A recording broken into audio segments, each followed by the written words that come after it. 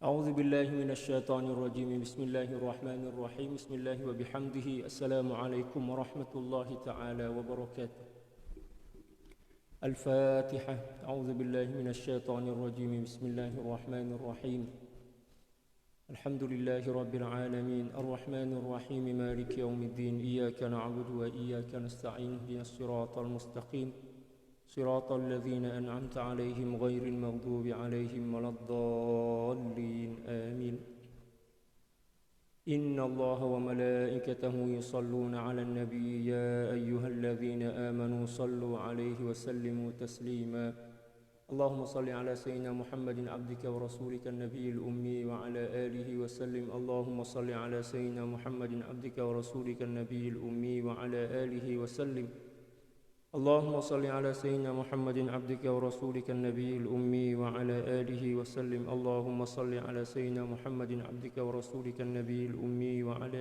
آله وسلم اللهم صل على سيدنا محمد عبدك ورسولك النبي الأمي وعلى آله وسلم اللهم صل على سيدنا محمد عبدك ورسولك النبي الأمي وعلى آله وسلم اللهم صل على سيدنا محمد عبدك ورسولك النبي الأمي وعلى آله وسلم اللهم صل على سيدنا محمد عبدك ورسولك النبي الأمي وعلى آله وسلم اللهم صل على سيدنا محمد عبدك ورسولك النبي الأمي وعلى آله وسلم اللهم صل على سيدنا محمد عبدك ورسولك النبي الأمي وعلى آله وسلم اللهم صل على سيدنا محمد عبدك ورسولك النبي الأمي وعلى آله وسلم عدد ما وسعه علم الله الحمد لله والصلاة والسلام على المبعوث رحمة للعالمين سيدنا محمد وعلى آله وصحبه أجمعين اللهم اغفر لأمة سيدنا محمد صلى الله عليه وسلم وأصلح أمة سيدنا محمد صلى الله عليه وسلم وفرج عن أمة سيدنا محمد صلى الله عليه وسلم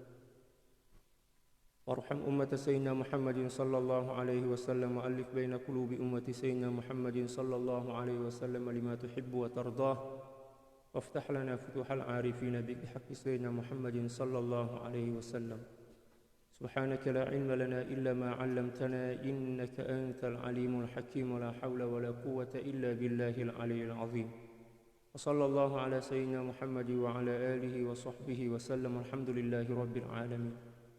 Alhamdulillah, puji syukur kehadirat Allah Subhanahu wa taala. Salawat dan salam semoga senantiasa tercurah ke atas junjungan dan kasih hati kita Nabi Muhammad sallallahu alaihi wasallam.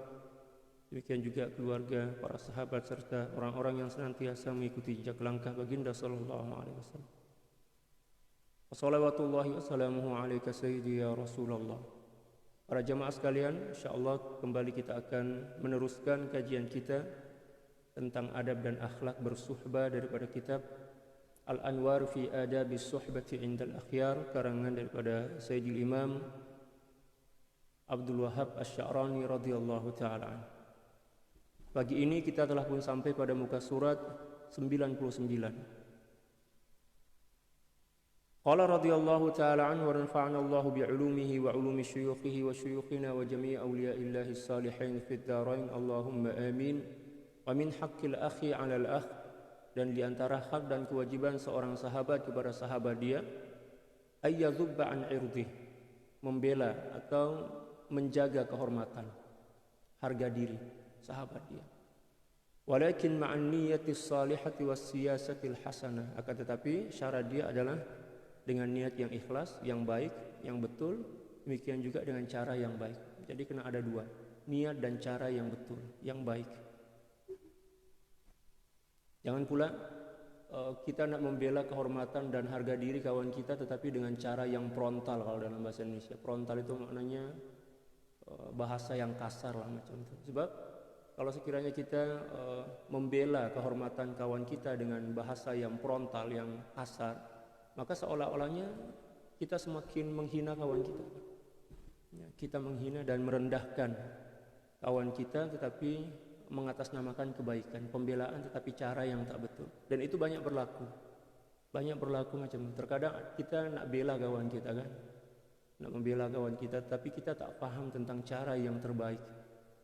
Lalu kita gunalah cara yang tak betul sehinggalah masalah itu akan semakin besar. Jadi karena ada dua benda yang perlu kita perhatikan. Yang pertama adalah niat yang betul dan cara yang sesuai.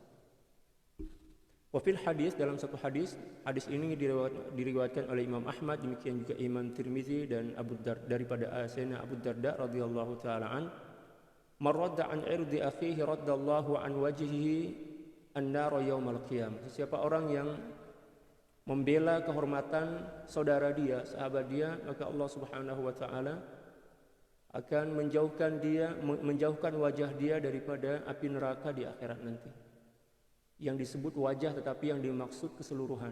Ya, ini apa dia dalam istilah bahasa balaghah dia itu min dzikril juz'i wa iradatil kull. Yang disebut satu tetapi yang dimaksud adalah semua.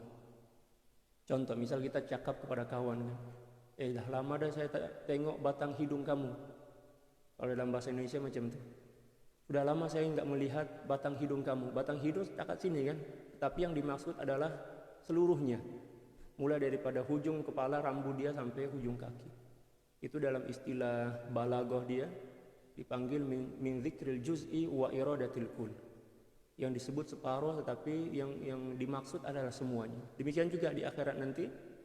Ya, Allah Subhanahu wa taala akan membebaskan dan menjauhkan seorang hamba yang menjaga dan membela kehormatan dan harga diri sahabat dia, ya, akan dijauhkan wajahnya oleh Allah Subhanahu wa taala daripada api neraka. Yang dimaksud wajah di sini adalah seluruh tubuh badan dia. Dan itu biasalah dalam bahasa Arab, dalam Al-Qur'an pun banyak macam. Wa min kalamil Imam Syafi'i radhiyallahu taala an, dan di antara nasihat daripada Al-Imam Syafi'i radhiyallahu taala an, min alamati as-sadiq fi ukhuwati akhik ay yaqbala ilalaka ilalahu wa yusaddida khalalahu wa yaghfira zalalahu. Dan Al-Imam Syafi'i berkata, dan di antara tanda apa dia seorang sahabat yang jujur dalam bersahabat bersamamu adalah yang pertama ayyaqbala ilalah, menerima kekurangan-kekurangan sahabat dia, keburukan-keburukannya, keaiban-keaibannya, terima. Wa yusaddida khalalah, dan menutupi ya kekurangannya. Pertama menerima, yang kedua menutupi. Kita sebagai pelengkap kawan kita. Kawan kita misal penakut, kitalah pemberani. Kawan kita tak boleh melakukan sesuatu, kita yang melakukannya. Macam itu. Jadi persahabatan itu macam, kalau dalam bahasa Indonesia itu ada baut. Di sini screw orang panggil baut dengan ini kan. Jadi ada pasangan dia, saling menutupi, saling melengkapi macam itu. Wa yaghfiru zalalah, dan memaafkan kesilapan dan kesalahannya. Kita bersahabat macam itu, kena menjadi sahabat yang pemaaf. Sebab bila mana kita pemaaf, Allah pun akan mudah untuk memaafkan kita. Allah mudah baginya untuk menggerakkan hati orang yang kita pernah berbuat salah kepada dia untuk memaafkan kita. Jadi jangan menjadi manusia pendendam yang sukar untuk memaafkan orang lain. Wa min haqqil akhi 'alal akh, dan di antara hak dan kewajiban seorang sahabat kepada sahabatnya, ayyuqidhahu qabla al-waqti liyadkhula al-waqtu wa huwa ala uhbatin. Hendaklah dia mengejut, sini orang panggil mengejut, kalau di Indonesia membangunkan sahabatnya sebelum masuk waktu untuk sholat, agar dia boleh melakukan persiapan ya, menyambut kedatangan sholat. Macam itu. Kita bangunkan kawan kita, kita kejut kawan kita. Dan ini beliau bercerita tentang akhlak ini, beliau menggambarkan bahwa seorang bersahabat itu sedang berada di pondok macam itu lah. Ya, atau sedang sambung belajar lah macam itu kan. Ya, duduk ke asrama macam itu. Kalau sekarang kita boleh juga buat ya melalui kita call kawan kita kan. Ya mungkin setengah jam sebelum masuk sholat subuh kita call misal. Sebagai seorang sahabat lah. Ya, kita ingin agar dia pun melakukan suatu kebaikan seperti mana yang kita buat. Itulah sahabat sejati. Tapi kalau kita setakat mementingkan diri sendiri, tak ambil berat kepada sahabat kita, maknanya itu bukan sahabat. Fala tafutuhu sunnatur ratibatu qabla al-faridati wala takbiratul ihram. Sehinggalah dia tidak terlewat atau tertinggal sholat sunat rawatib sebelum melaksanakan sholat fardu. Jadi kita kejut dia untuk bangun, lakukan persiapan sebelum masuk sholat, agar ada masa bagi dia untuk sholat sunnah sebelum masuk sholat fardu. Wala takbiratul ihram, demikian juga takbiratul ihram, jangan sampai kita terlewat, tertinggal. Ya. Imam pun janganlah cepat sangat nak baca suratul Fatihah. Setelah takbiratul ihram tu baca doa iftitah dululah, agar makmum tu ada masa nak ambil takbiratul ihram bersama imam. Sebab bila mana ada seorang imam selepas dia takbiratul ihram dan tak membaca doa iftitah, Allahu akbar kabira walhamdulillah katsira itu, walaupun ianya sunnah, dan dia telah pun memulakan membaca bismillah, lalu kemudian si makmum ni barulah takbir kat belakang, maknanya dia telah terlepas ya keutamaan ikut takbir bersama imam. Ya, maknanya terlepaslah, itu rugi sangatlah. Oleh sebab itu seorang imam kena bijak, seorang imam kena faham tentang hukum hakam fiqh, terutamanya berkenaan dengan solat. Wa kadzalika min haqqihi ayyuqidhahu fis sahar. Demikian juga satu di antara hak dan kewajiban seorang sahabat kepada sahabat dia adalah mengejut dia di waktu sahur. Maknanya sebelum salat subuh lah, agak-agak dalam sejam atau 45 menit macam itu. Idh syafaqatu fi amri dini aula min wa afdalu min asyafaqati fi amri dunya. Karena sungguhnya berbelas kasih berkenaan dengan perkara agama itu lebih mulia, lebih didahulukan dibandingkan berlemah lembut dalam perkara dunia. Kita membangunkan atau mengejut kawan kita untuk bangun awal, itu adalah bahagian daripada bukti yang kita cinta dan sayang kepada dia dalam perkara agama kan. Dan itu lebih mulia dibandingkan kita kejut dia setakat untuk membangunkan dia agar pergi kerja misal. Ya kan, kerjakan dunia. Kita kejut kawan kita, itu oke juga. Tapi kalau dibandingkan dengan kita kita kejutkan dia untuk bangun sholat dan lain sebagainya, maka itu lebih mulia kata beliau. Wayam bagi ayyakuna dzalika bilutfin, dan hendaklah dia melakukan perkara itu dengan berlemah lembut. Jangan kejut dengan cara menyiram air macam video yang viral itu kan, yang prank itulah. Kawan dia kejut dengan satu baldi air misalnya, itu tak boleh, itu dosa lah itu. Walaupun sahabat kita, dosa lah. Dan itu akan menyebabkan tadabur, renggangnya hubungan persahabatan. Kita kena kejut dengan cara yang baik. Fa inna nafsa rubbama taharrakat ma'al iqadhi bighilzah. Karena sungguhnya nafsu boleh jadi tersinggung atau merasa tersinggung, sakit hatilah bila mana kita membangunkannya seseorang, bila mana dibangunkan dengan cara yang kasar. Kalau baginda sallallahu alaihi wasallam membangunkan istri-istri beliau itu dengan cara mengelus. Sini orang panggil menyapu lah. Panggil Aisyah, Kumi macam itu. Aisyah bangunlah, salat tahajud macam itu. Tapi terkadang-kadang juga istri-istri baginda sallallahu alaihi wasallam itu bangun sebelum dibangunkan macam itu kan. Bangun sebelum dibangunkan. Boleh macam itu kan? Boleh. Sebab orang yang saling mencintai karena Allah Subhanahu wa taala, gerak ruh dia kan menyatu kan. Kalau sekiranya kesayangan dia, istri dia, suami dia, kekasih dia itu ingin melakukan sesuatu, hati dia pun secara otomatis akan tergerak untuk melakukannya. Itulah perhubungan yang diikat oleh cinta dan kasih sayang yang ikhlas karena Allah Subhanahu wa taala. Jadi hati mereka itu menyatu. Dan itulah yang berlaku di kalangan para sahabat bersama para sahabat yang lain. Demikian juga sahabat bersama baginda, baginda bersama istri, istri bersama baginda, istri-istri beliau, istri-istri baginda bersama baginda macam itu. Jadi hubungan mereka itu adalah hubungan cinta kasih. Akan menjadi suatu keaiban bila mana mengajak orang lain menggunakan lisan di zaman itu. Beza dengan sekarang kan. Beza dengan sekarang. Jadi di zaman baginda sallallahu alaihi wasallam Bila mana ada orang yang mengajak untuk melakukan kebaikan menggunakan lisan, itu dikira sebagai cara yang paling apa? Cara alternatif lah. Cara alternatif, tak ada cara yang lain lah. Ya, sebab zaman dahulu di zaman Baginda sallallahu alaihi wasallam bersama para sahabat, Baginda sallallahu alaihi wasallam jarang mengajak para sahabat dengan lisan. Jarang memerintahkan para sahabat dengan lisan.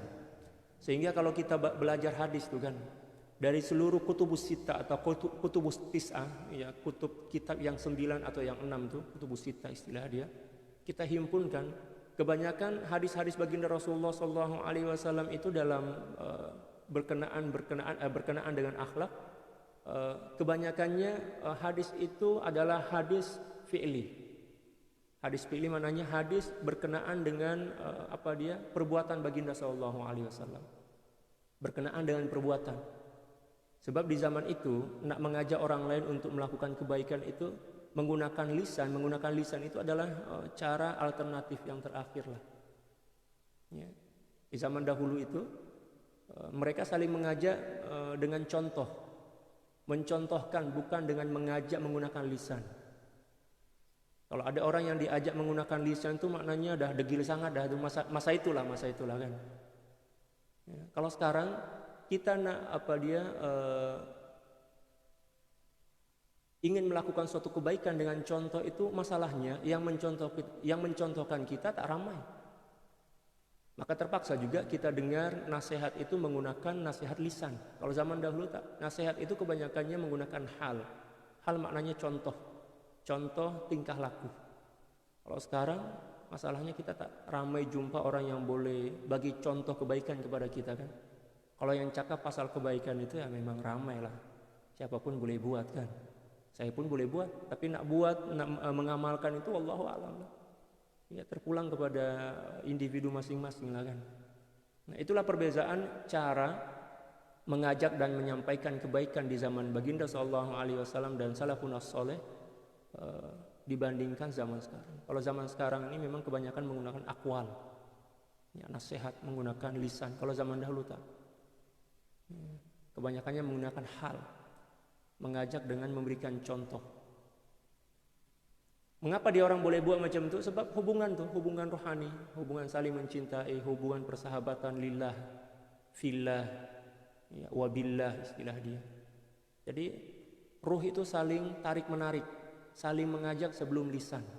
Kawan kita bangun tengah malam, kita pun terkejut. Kita pun bangun sendirilah tanpa ada yang membangunkan kita. Macam itu. Sebab hubungan rasa cinta, hubungan cinta kasih itu yang cukup kuat. Adapun sekarang sudahlah kita kejut dia guna alam misal. Kalau dalam bahasa Indonesia guna jam beker misal. Tak bangun-bangun lagi. Nanti dah lapar baru bangun. Nanti dah nak masuk kerja baru bangun kan. Dulu itu menyampaikan kebaikan dengan qudwah, dengan percontohan. Uswatun hasanah. Kalau sekarang dengan cakap, banyak orang pandai cakap. Saya pun kalau cakap boleh lah, walaupun satu hari tak boleh, tapi nak buat itu memang berat. Tapi tak apalah, kita saling tolong menolong lah, saling sokong lah kan, saling menasehati. Sekurang-kurangnya macam itu lah. Sehingga pernah saya cakapkan dalam beberapa pengajian tuh, kalau sekiranya ada seorang sahabat aja yang masih lagi hidup di zaman kita ini, seluruh manusia, seluruh umat Islam ini akan dianggap sebagai orang-orang fasik oleh para sahabat. Sebab apa? Ibadah itu memang kosong. Dan kita akan menganggap bahwa seorang sahabat yang masih hayat itu adalah orang gila. Sebab apa? Dia orang beribadah itu memang macam orang gila. Tak kenal letih, tak kenal lelah. Ya, kalau dia orang tengok, kalau seorang sahabat itu yang masih hidup, kalau sekiranya masih hidup, melihat kita, sehebat apapun kita beribadah, masihlah kita dianggap sebagai orang yang lemah. Malah mungkin akan dianggap sebagai orang fasik lah, melakukan pelanggaran yang besar. Wa min haqqil akhi 'alal akh, dan diantara hak dan kewajiban seorang sahabat kepada sahabatnya, alla yudahinahu, ya, jangan berpura-pura. Jangan bersifat munafik. Fil hadis, dalam satu hadis baginda sallallahu alaihi wasallam bersabda, ad-dinun nasihah. Wa qala al-qaum, agama adalah nasihat. Dan para aulia berkata, al-ikhwan bi khairin ma tanaqashu. Ya. Orang-orang yang bersahabat itu akan senantiasa berada dalam kebaikan selagi mereka saling menasihati karena Allah dengan cara yang baik. Tanaqashu istilahnya. Fa idza istalahu, tetapi bila mana dia orang sudah menganggap diri baik-baik saja, maknanya tak ada saling menasihati, maknanya saling membiarkan macam itu, ya, halaku, mereka akan binasa. Wa minal farqi bainal mudahanati wal mudarah annal mudarah ma aradta bihi salaha akhik wal mudahana ma qasadta bihi syai'an minal huzuzun nafsaniyah. Dan perbedaan antara al-mudahana dan mudarah, ada dua istilah yang selalu kita dengar dan kita baca dalam kitab-kitab tasawuf itu. Yang pertama adalah al-mudahana, yang kedua adalah al-mudarah. Ya, maksud daripada al-mudarah adalah ma aradta bihi salaha akhik, sesuatu yang kamu inginkan demi kemaslahatan dan keselamatan, ya, saudara kamu. Kita bagi nasihat demi keselamatan dia. Kita marah kepada dia demi kebaikan dia. Ya, kita bagi sesuatu kepada dia demi kebaikan dia. Itu yang dimaksud dengan al-mudarah. Kita melakukan sesuatu demi kemaslahatan dan demi kebahagiaan sahabat kita.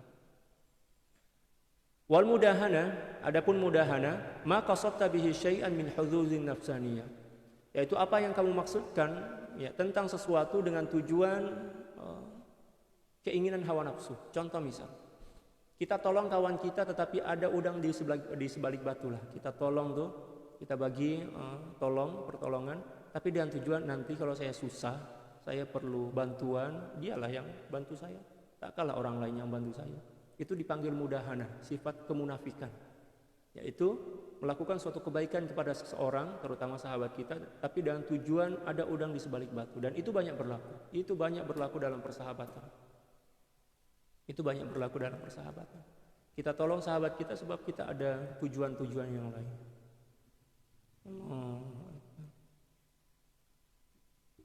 Kita kena belajar macam mana bersahabat sesuai dengan ajaran baginda sallallahu alaihi wasallam. Wa min haqqil akhi 'alal akh, dan di antara hak dan kewajiban seorang sahabat kepada sahabat yang lain adalah ayyattahima nafsahu bil kibri wan nifaqi idza wajada 'indahu thiqalan minhu wa yas'a fi izalatihi dzalika min batinihi. Dia kena senantiasa ittiham, menuduh dirinya sendiri sebagai orang yang sombong dan munafik. Idza wajada 'indahu thiqalan minhu, bila mana dia menemui atau menjumpai pada dirinya sesuatu yang mengganjal, sesuatu yang apa mengganjal itu? Sesuatu yang berat dalam jiwa. Misal, sahabat kita bagi nasihat kepada kita, kita merasa terbebani oleh nasihat itu. Kita kena menghina diri kita sendiri, mencaci diri kita sendiri. Kenapa pula awak nih? Itu nasihat baiklah, itu demi kemaslahatan kamu. Kenapa kamu rasa berat? Jangan pula sahabat kita yang kita persalahkan. Kamu tuh tiap-tiap hari bagi nasihat. Ya, macam ustaz, macam khatib ya. Pandai cakap tapi ya, tak paham tentang keadaan saya yang lemah macam ini. Jangan kita cakap macam itu. Kita kena berterima kasih lah kan. Jangan bosan menerima nasihat. Sebab nasihat itu akan masuk ke dalam jiwa kita pada masanya. Mungkin nasihat pertama tak masuk, nasihat yang kedua tak masuk, ketiga, keempat, kelima, tapi sebab kita senantiasa dengar dan sabar, maka mungkin nasihat keenam itulah yang masuk. Dan nasihat yang kecil, walaupun nasihat itu sederhana, itulah yang mengubah seluruh hidup kita. Ya kan? Saya ada sahabat, jamaah kita lah, bertanya kepada saya, bagi tahu saya lah, Ustaz, sebenarnya ada satu pengajian Ustaz tuh yang live, dalam live lah. Sebenarnya nasihat Ustaz itu selalu saya dengar, bertahun-tahun saya dengar daripada orang lain. Ustaz ramai cakap macam itu Ustaz. Ya. Jamaah ini memang rajin lah ikut pengajiannya. Ya. Tapi manakala Ustaz sebut itu terus masuk ke dalam jiwa saya, mananya menusuk hati saya, mananya saya sadar bahwa ternyata nasihat itu adalah solusi daripada kehidupan dan masalah dalam kehidupan saya. Ya. Saya cakap macam ni. Itulah keberkatan bila mana kita sabar mendengarkan nasihat dan tak bosan. Nasihat pertama tak masuk, kedua, ketiga, keempat, kelima, keenam, mungkin ke 100 masuk. Tapi ternyata itulah yang mengubah seluruh hidup kita. Maknanya itulah rezeki kita kan. Oleh sebab itu kita kena sabar. Sama juga lah terkadang guru ini dalam kuliah atau ceramah dia, tajuk dia sama aja kan. Terkadang-kadang dengar daripada muqaddimah itu, mesti tajuk sama nih. Walaupun tajuk sama, sabar je lah. Sebab kata para ulama, minal i'ada ifadah. Dengan selalu mengulang kaji, mendengarkan berulang-ulang kali itu akan mendatangkan munafaat. Mungkin ya, tajuk yang pertama, kuliah yang pertama kita dengar dengan tajuk yang sama, tak masuk dalam fikiran kita, tak masuk dalam akal dan hati kita. Mungkin yang kedua, ketiga dan keempat. Dan syekh itu terkadang-kadang, apatah lagi seorang mursyid, dia saja mengulang satu tajuk itu berulang-ulang kali, sebab disitulah futuhnya, disitulah password lah, macam komputer itu kan, macam laptop itu ada password dia kan. Disitulah letak sir daripada ilmu yang akan disampaikan oleh syekh. Terkadang macam itu dalam pentarbiahan tasawuf itu. Syekh itu pula esok tajuk sama. Kita yang tak faham, syekh ini tak ada tajuk lain ke? Syekh ini tak seberapa alim ke? Na'udzubillah, jangan berfikiran macam itu. Syekh saja ulang tajuk itu sebab disitulah kunci kepada kefahaman tentang ilmu yang tarbiyah yang ingin disampaikan kepada kita. Saya teringat nasihat pengarang daripada kitab Ta'limul Muta'allim. Ya kan? Beliau cakap, kalau sekiranya ada seorang murid mendengar kuliah guru dia yang berulang-ulang kali,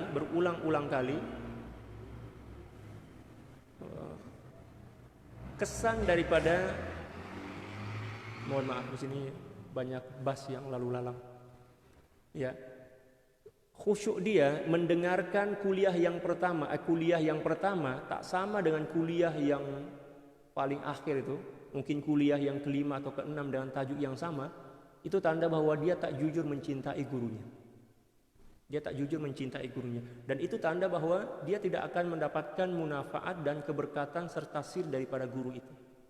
Tapi kalau dia dengar pengajian itu dengan tajuk yang sama, tajuk yang sama berulang-ulang kali dan dia tidak bosan, dia dengar macam itu, tak ada perbezaan antara perjumpaan yang pertama dan perjumpaan yang ke-10. Tanda bahwa murid itu jujur dalam mencintai guru dia, dan peluang sangat besar murid itu akan mewarisi ilmu dan sir daripada guru dia. Oleh sebab itu jangan bosan dengarkan nasihat daripada guru kita, apatah lagi mursyid kita. Jangan bosan. Sebab itu cabaran ya daripada guru kita kan, nak cabar kita. Betulkah dia cinta kepada saya? Betulkah dia jujur kepada saya? Orang yang tak jujur dia akan pergilah. Dia akan bosan. Tapi orang yang jujur, semakin hari bertambah hari, semakin dia dengar, dia akan semakin rasa cinta kepada guru. Itulah guru, murid yang jujur. Kalau kita ada zaman dulu lah kan. Ya, kalau kita terima surat cinta daripada kekasih kita misalkan, dulu tak ada WhatsApp lagi, ada surat cinta.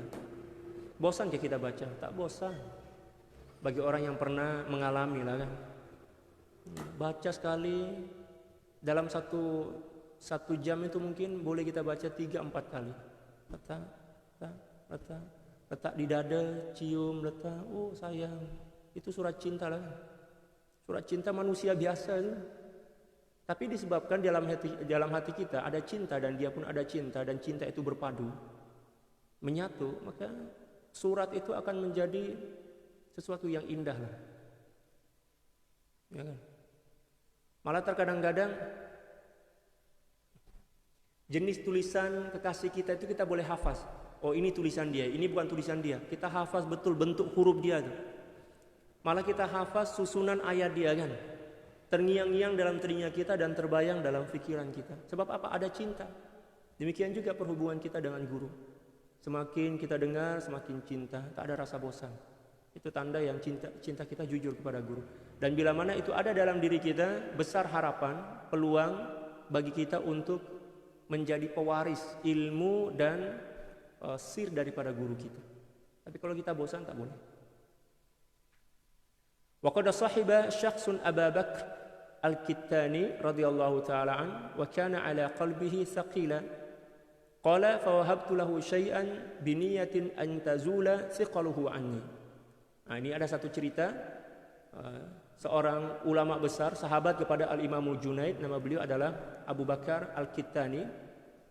Ada seorang murid yang bersuhbah kepadanya. Seorang murid ini bersuhbah kepadanya, bersahabat dengannya. Tetapi dalam hati dia ini ada beban lah, ada beban. Mungkin malas atau mungkin dia bosan dengar pengajian guru dia kan. Tapi dia masih ada keinginan untuk bersuhbah. Ya. Qal fawahabtu lahu syai'an bi niyatin an ayyazula thiqaluhu anni. Kemudian saya bagi hadiah kepada dia dengan tujuan agar rasa berat dalam jiwa dia itu hilang.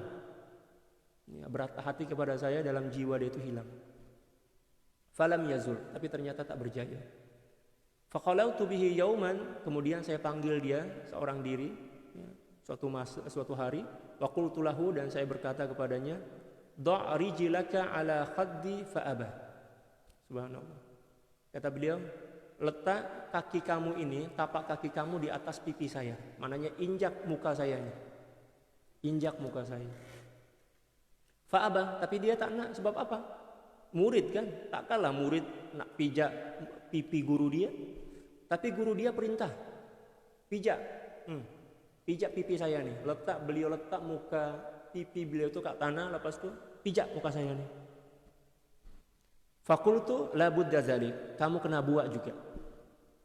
Fafa'ala, lalu kemudian dia buat juga, terpaksa sebab guru perintah kan. Fazala ma kuntu ajiduhu fi batini. Fazala ma kuntu ajiduhu fi batini. Maka seketika itu juga menjadi hilanglah apa yang mengganjal dalam hati saya. Dan itulah satu di antara cara untuk menghilangkan sesuatu yang memberatkan hati kita. Misal, Allahu Akbar, kita ada hasad kepada seseorang, ya kan? Kita hasad kepada seseorang, dan itu banyak berlaku. Mungkin sahabat kita ini kereta dia baru, kita rasa kenapa pula dia yang punya kereta baru, saya kereta buruk aja dah berapa belas tahun dah ini kereta buruk aja saya guna. Kawan saya itu kerja dia biasa aja senang, tapi kenapa pula dia boleh tukar-tukar kereta kan? Ada hasad, itu hasad dah tuh, tanda hasad. Atau kawan kita ini lagi cerdik, lagi pandai lah, dengar sekali terus boleh hafaz, baca sekali terus boleh faham, misalnya kan. Atau mungkin kawan kita ini punya pasangan yang romantik lah istilah dia, sama ada istri ataupun suami. Kemudian timbul dalam hati kita, kenapa pula dia yang dibagi anugerah punya pasangan yang romantik, kenapa bukan saya? Saya ini rajin sholat juga lah, saya tahajud tiap-tiap malam, ya kan? Hasad lah itu kan. Kita dah berdoa kepada Allah, ya Allah buang sifat hasad itu ya Allah. Ya.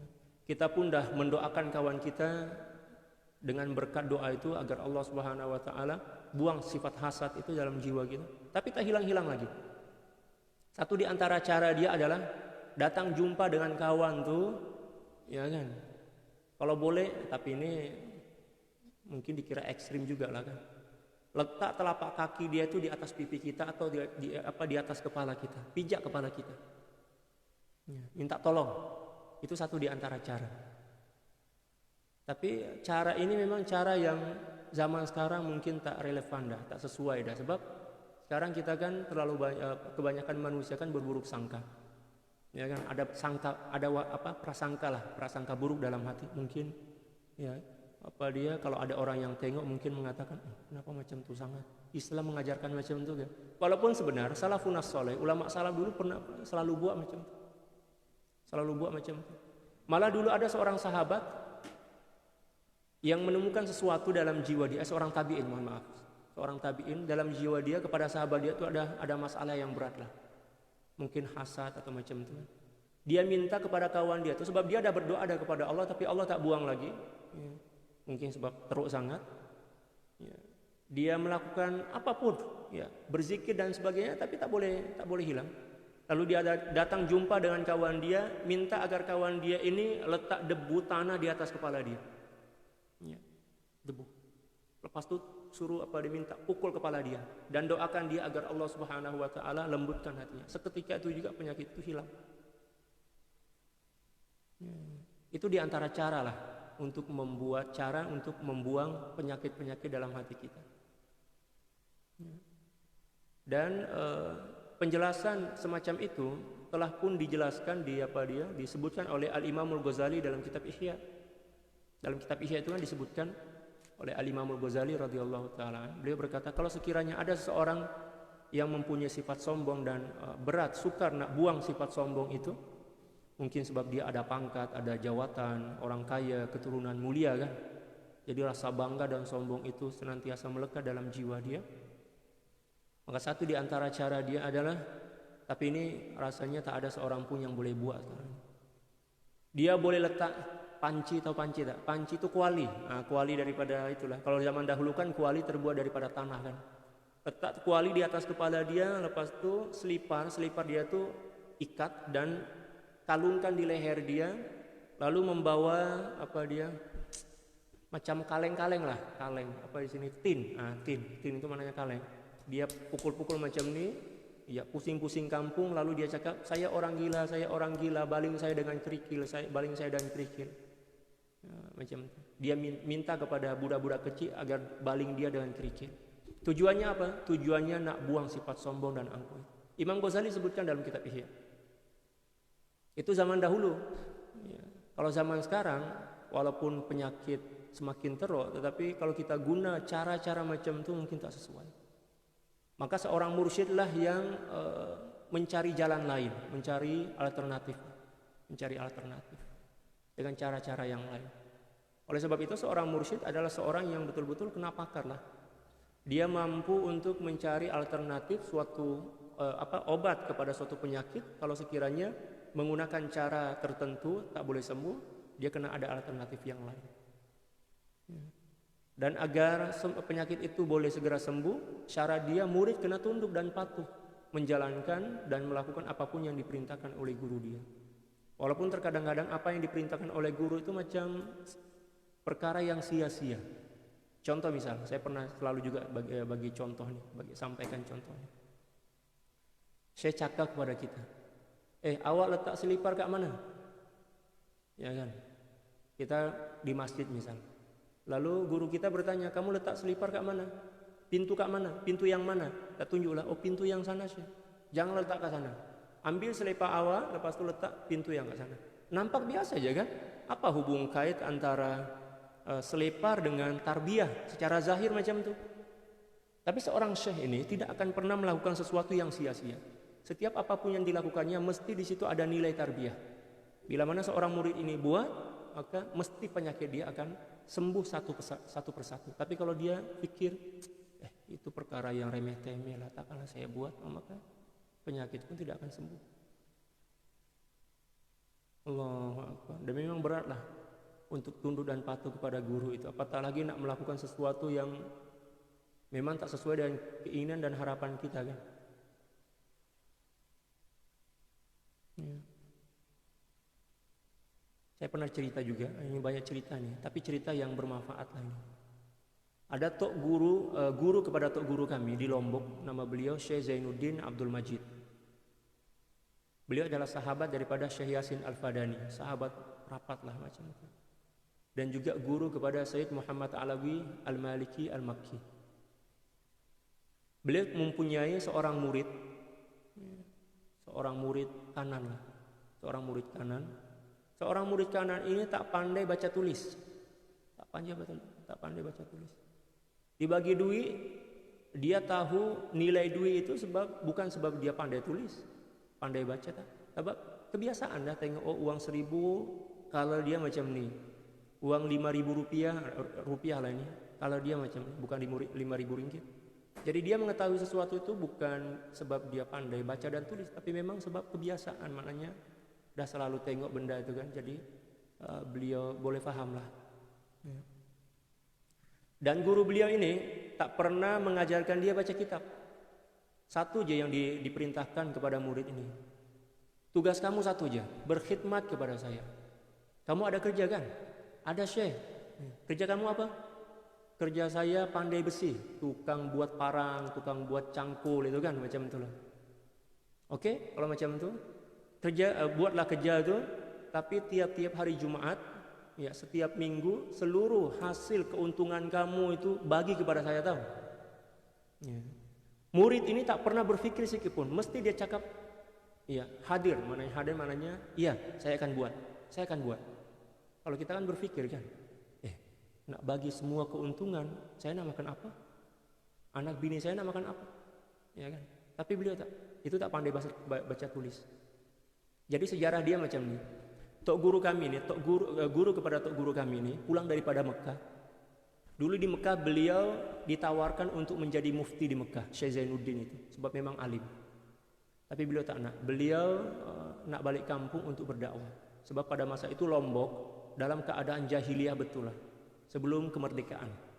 Ya, sebelum Indonesia merdeka. Balik kampung, beliau pusing-pusing kampung. Balik Indonesia beliau pusing-pusing kampung berdakwah kan. Sampailah suatu masa dalam pengajian itu ada budak kecil, budak ini kotor lah, sebab budak kampung kan. Budak kampung zaman 30-an, tahun 40-an itu memang tak guna selipar. Ya. Datang pengajian tuh duduk je dengan hormat, tunduk je. Hormat sangat lah kepada tok guru itu. Ya. Setelah pengajian, budak itu dipanggil. Sain aran me, ini bahasa Lombok lah itu. Saya boleh bahasa Lombok. Tiang Muhsin, kata beliau. Oh, nama saya Muhsin. Oh, Muhsin. Ya, saya suka dengan kamu. Ya, pandangan pertama guru ini dah jatuh cinta dah, luar biasa. Nah, itu yang perlu kita buat. Ya, macam mana agar guru kita tuh cinta kepada kita kan? Ini pandangan pertama. Sebab akhlak dia kan, cara dia tuh duduk luar biasa hormat. Siapa nama kamu? Guna bahasa Lombok, tapi saya terjemah. Muhsin. Muhsin Makbul. Oh, nama kamu cantik, bagus. Kata beliau. Oke. Boleh tak kamu datang ke rumah saya? Rumah beliau jauh. Dulu tak ada kereta. Tahun 30-an. Tahun 40-an. Jalan kaki lah maknanya kan. Ya, jarak daripada kampung itu ke rumah tok guru, kalau naik moto dalam 40 menit lah, 40 menit. Ya. Jalan kaki maknanya dalam 5-6 jam lah, kalau jalan kaki zaman dahulu. Boleh tak kamu datang jumpa saya ke rumah? Boleh Tuan Guru, boleh. Datanglah. Ya. Pagi-pagi datang sampai pada masa itu masih remaja, bukan budak kecil, remaja lah macam itu, remaja. Dan remaja zaman dahulu udah pandai kerja kan, pandai cari duit lah. Ya, beliau cakap, saya suka kepada kamu. Mula-mula saya tengok kamu itu memang hati saya terus cinta kepada kamu. Malu apa dia orang kampung ini sebab orang tak pernah sekolah, malu. Ya kan? Oke, beliau tanyalah cerita yang saya sampaikan tadi kan. Kerja kamu apa? Kerja saya ini. Oke. Kamu sudah menikah belum? Zaman dahulu kan, ya, walaupun remaja dah menikah dah. Sebab dah dewasa matang dah kan. Sudah. Oh, oke. Jadi seluruh keuntungan kamu buat parang, buat sabit, buat cangkul, pandai besi lah kan, tukang besi. Bagi kepada saya tahu. Iya, bagi kepada saya, hadiah kepada saya. Baik, insyaallah. Ya, tak pernah beliau cakap, tapi untuk anak istri saya macam mana? Terus bagi. Ya, umur dalam 18-19 lah. Udah punya anak, orang-orang zaman dahulu kan macam itu. Ya, kawin muda. Sebab memang dah matang dah. Kalau sekarang walaupun umur dah 35 tahun, 37 tahun, tapi terkadang-kadang sikap dan sifat dia macam budak-budak lagi kan. Sebab yang dia hadapi, yang dia tengok setakat handset aja, tak terbiasa berinteraksi dengan orang lain. Jadi kaku lah macam itu. Pengalaman hidup kurang. Ya, tak pandai masak pula tuh. Ya kan? Kata beliau, oke, tiap hari Jumat tiap hari Jumat ini ada pengajian umum, pengajian ya, masyarakat awam di pondok pesantren untuk guru. Jadi beliau pun datang pagi-pagi, subuh-subuh beliau udah datang dah. Ya. Lepas pengajian datanglah menghadap Tuan Guru, boleh tak saya jumpa Tuan Guru sekejap? Oh boleh. Memang awak kena jumpa saya? Ya, Tuan Guru terus cakap, mana duitnya? Duit cepat, duit. Bagi cepat duit. Ini duit. Masa dia bagi duit itu hati dia sangat gembira, dia sangat gembira riang lah.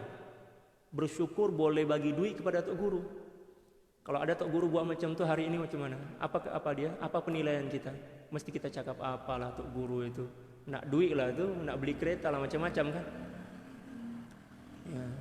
Lepas tu Tok Guru cakap, tiap minggu, tiap hari Jumat, awak kena buat macam ini tahu. InsyaAllah mesti saya buat. Ya.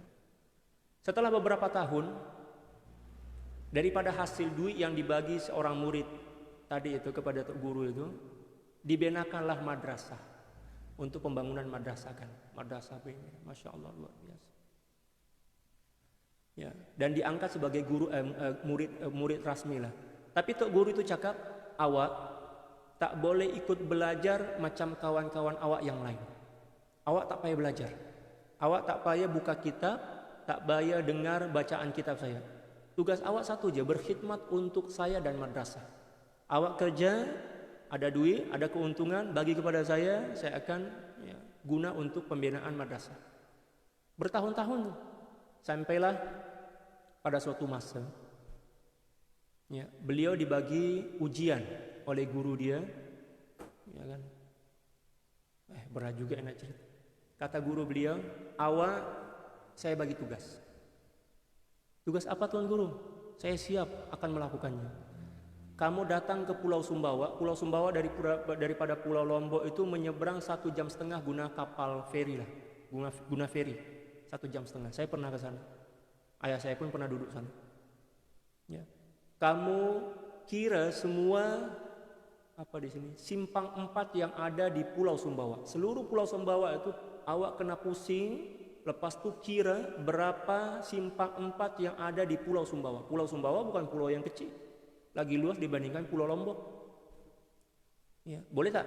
Boleh, insya Allah boleh. Semangat sangat kan? Kalau kita mungkin fikir, nak kira simpang 4, macam tak ada kerja. Nah, simpang 4 kan setiap jalan kan? Kata guru dia, hitung kira seluruh simpang 4 yang ada di Pulau Sumbawa itu. Dan sebagai tanda yang awak tuh dah lalu ke simpang 4 itu, setiap simpang 4 awak kena ambil satu batu kecil kerikil sebagai tanda, sebagai bukti yang awak dah lalu kat situ. Siap? Wah, saya akan buat. Lepas tu murid ini cakap, Tok Guru, arah ke Pulau Sumbawa itu kat mana? Sebab dia orang kampung, tak pernah keluar kampung kan, tak pernah keluar pulau lah macam tu. Oh, arah dia kat sana. Okey. Lalu kemudian guru ini cakap, tutup mata kamu. Kalau saya perintahkan melompat, lompat ah? Nggih maknanya iya. Tutup mata. Ya, Mohsin, lompat. Lompatlah, melompat. Tiba aja, dah ada di tepi pantai Pulau Sumbawa. Itulah satu di antara karomah seorang wali besar. Lalu kemudian diperintah beliau lah, mulalah. Cari simpang 4, ambil kerikil, semua Pulau Sumbawa itu. Jadi dia balik daripada Pulau Sumbawa itu membawa satu goni, satu karung kalau dalam bahasa Indonesia, satu goni kerikil. Dia datang jumpa dengan guru dia bagilah. Syekh, alhamdulillah, saya dah kira semua simpang 4 yang ada di Pulau Sumbawa. Dan satu syarat yang dibagi oleh guru beliau, kamu jangan bawa duit, jangan meminta-minta kepada masyarakat untuk makan dan minum. Kamu cari sendirilah. Ya. Nggih. Beliau buat betul lah. Datang ke Pulau Sumbawa itu untuk makan, beliau mencari baki-baki makanan-makanan, buah-buahan yang dibuang oleh masyarakat. Beliau bersihkan, beliau cuci, lalu kemudian beliau minum. Nak minum pun ke sungai. Beliau minum ke sungai. Di sana kan dulu zaman dahulu banyak sungai kan. Balik kampung, dah serah kerikil tu. Gopo-gopo nak balik rumah lah, ini sebab lama tak jumpa istri kan, berapa bulan. Ya. Lalu kemudian murid ini cakap, Syekh boleh saya balik kampung? Balik kampung pula, balik rumah kan? Saya dah rindu anak bini nih. Syekh paham lah kan, biasalah orang rindu kan. Tapi kata Syekh, oke, balik ke rumah. Memang dah masanya kamu balik rumah. Tapi kena ingat, kata beliau, selama 40 hari kat rumah, kena tidur dengan istri tapi tak boleh bersama. Paham tak bersama itu maknanya tak boleh ya, bersama lah macam itu. Kena tidur bersama istri, tak boleh tidur asing. Tidur bersama istri kamu tapi tak boleh bersama. Dia cakap oke lah, walaupun berat kan. Beliau balik. Biasalah suami istri saling mencintai. Hari pertama itu masuk, berat sangat beban dia kan. Memang tak boleh tahan rindu kan. Istri pun biasalah. Ya. Subhanallah. Hari pertama boleh tahan. Hari kedua istri pula yang menggoda. Terjadilah apa yang terjadi. Tapi hebatnya murid ini merasa bersalah. Keesokan harinya terus datang jumpa guru dia. Ini satu di antara adab yang diajarkan kepada kita, bahwa bila mana kita ada mursyid, ada guru, kita buat silap, terus kita minta maaf, datang jumpa dengan guru dan minta maaf. I'tizar, istilah dia i'tizar. Ya, setelah melakukan halal, itu halal kan, tapi melanggar adab kepada guru, sebab guru cakap selama 40 hari jangan kamu lakukan, ya, jangan bersama istri walaupun kamu wajib kena tidur bersama istri. Wah, itu berat tuh. Subuh-subuh setelah bersama itu kan hati dia tak tenang, duk dak, jantung dia kan berdoa, ya, sholat, nak buang keresahan itu tak boleh. Wah, saya kena jumpa Syekh nih. Ya betul lah, subuh-subuh beliau datang jumpa dengan Syekh, selepas sholat subuh jumpa dengan Syekh. Daripada jauh Syekh tersenyum. Mai sini kamu. Ya, kamu melanggar peraturan kan? Terkejutnya dia, dari mana pula Syekh boleh tahu yang saya ini telah melanggar peraturan? Malunya dia tunduk dan minta maaf, Syekh, ini insya Allah saya tak akan buat lagi. Mohon maaf Syekh, memang saya tergoda lah sebab lama tak jumpa. Okay. Oh macam tu ke? Oke, saya paham. Kalau macam tu kena ulang balik, mula daripada awal lagi 40 hari kamu kena tidur bersama istri kamu tapi tak boleh bersama. Oke, ya beliau buat dan alhamdulillah setelah bincang dengan istri dia dan dah bersama dah kan, sebab dah pernah melakukan sekali, dan istri dia pun pahamlah. Oke, saya akan coba untuk tahan, abang juga tahan selama 40 hari dan ternyata beliau berjaya. Selepas 40 hari datang jumpa guru itu, masya Allah, itulah ya Allah buka hati beliau dan ilmu yang ada dalam jiwa guru beliau itu tumpah ya ke dalam hati beliau, ke dalam hati sang sang murid ini. Sampailah satu masa ada perdebatan tentang hukum musafir, bermusafir untuk berumrah atau berhaji kan, ada satu hukum. Para ulama pada masa itu berdebat, sebab memang dalam kita pun ada perdebatan. Ada orang cakap tak boleh, ada yang cakap boleh, ada ya. Lalu kemudian para jamaah ini bertanya kepada tok guru ini. Pada masa itu beliau dah menjadi tok guru, dah menjadi wakil kepada guru, sebab guru beliau telah meninggal dunia kan pada masa itu. Kata jamaah, macam mana tok guru? Kami orang minta nasihat dan pandangan kepada tok guru. Beliau tersenyum, awak nih buat apa berdebat? Dah nyata dah pasti dah hukum hakam dia. Ya, macam ni cara dia. Coba tengok dalam kitab tuh muka surat sekian, susunan baris sekian. Ya, jamaah ini pening juga lah kan. Dari mana Syekh ini tahu? Tuan guru ini tahu? Ya, hukum hakam, kitab dia, ya demikian juga muka surat dan susunan baris.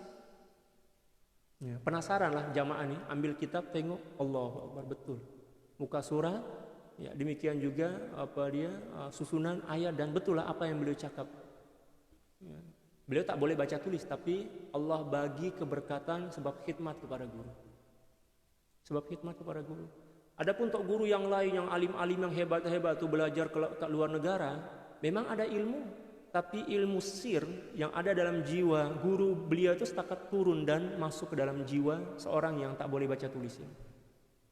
Oleh sebab itu, nak menjadi orang yang dekat kepada Allah, kalau sekiranya kita tak mampu untuk menjadi orang yang pandai baca tulis, baca kitab banyak-banyak, ya, satu je cara dia, khidmat kepada guru sepenuh hati, seikhlas dan sejujur-jujurnya, khidmat kepada guru. Semua apapun ilmu yang ada dalam jiwa guru kita akan tumpah, ya, dan tertampung dalam jiwa kita. Jadi kita buat dengan betul lah, dengan ikhlas. Ya, tapi kalau kita buat saja-saja, ya, asal-asalan lah kalau dalam bahasa Indonesia, kita tak jaga adab, kita tak jadi juga lah. Allahu Akbar. Kita pukul berapa dah? Kita baca satu lagi. Wa min haqqil akhi 'alal akh, dan di antara hak dan kewajiban seorang sahabat kepada sahabat dia, ayyaqbala nushahu, menerima nasihat sahabat. Faqad qalu, dan para ulama berkata, man arsyadaka ila ma takhallasa ila ma bihi takhlusu min ghadabil haqqi ta'ala. Sesiapa orang yang memberikan petunjuk dan nasihat kepada kamu tentang perkara yang boleh menyebabkan kamu terbebas daripada kemurkaan Allah Subhanahu wa taala, faqad syaffa'a fik. Ya, itu bermakna dia telah memberikan syafaat kepadamu. Fa in ata'tahu wa qabilta nusahu, bila mana kamu taat dan menerima nasihatnya, faqad qabilta fika syafa'atah. Itu bermakna bahwa kamu telah menerima untuk dirimu syafaatnya. Fanafa'atka, dan akan bermunafaat, ya, kepadamu.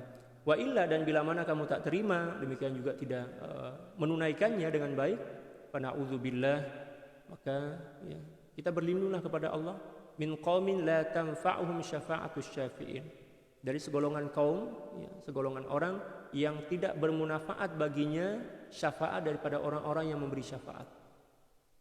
Haitsu kanu anit tadhkirati mu'ridin, ya, ketika mana mereka, Allahu Akbar, menjauh daripada, ya, nasihat yang diberikan kepadanya. Jadi ada orang yang bagi nasihat kepada kita, itu maknanya orang itu cinta kepada kita, orang itu mengharapkan kebaikan kepada kita, walaupun nasihat itu pahit, ya, kita terimalah. Pahit itu adalah sesuatu yang dirasakan oleh nafsu, bukan iman kita. Iman kita akan berterima kasih kepada orang yang bagi nasihat, tapi yang merasa sakit dan perih itu adalah nafsu kita. Kita terimalah. Dan selalunya obat itu mesti pahit, kan? Ya. Adakah disebabkan karena obat itu pahit, kita sedang sakit terus, kita tak makan obat? Kalau kita tak makan obat, maka berkekalan dalam penyakit itu, kan? Kita makan juga walaupun sakit, tapi pahit itu setakat kat sini aja, kan? Dah masuk, dah hilang dah rasa pahit. Demikian juga apa dia nasihat itu? Nasihat itu di permulaan ya rasa pahit. Tapi bila mana kita paksa diri kita, ya, kita terima dan kita redha, ya, kita redha, ya. Redha seketika itu, kita redha seketika itu juga, ya, rasa berat dan rasa pahit daripada nasihat itu akan hilang. Kita bersabar sekejap aja. Sabar sekejap aja. Ya, sekejap aja, insyaallah kita boleh terima dengan ikhlas. Allahu a'lam bishawab.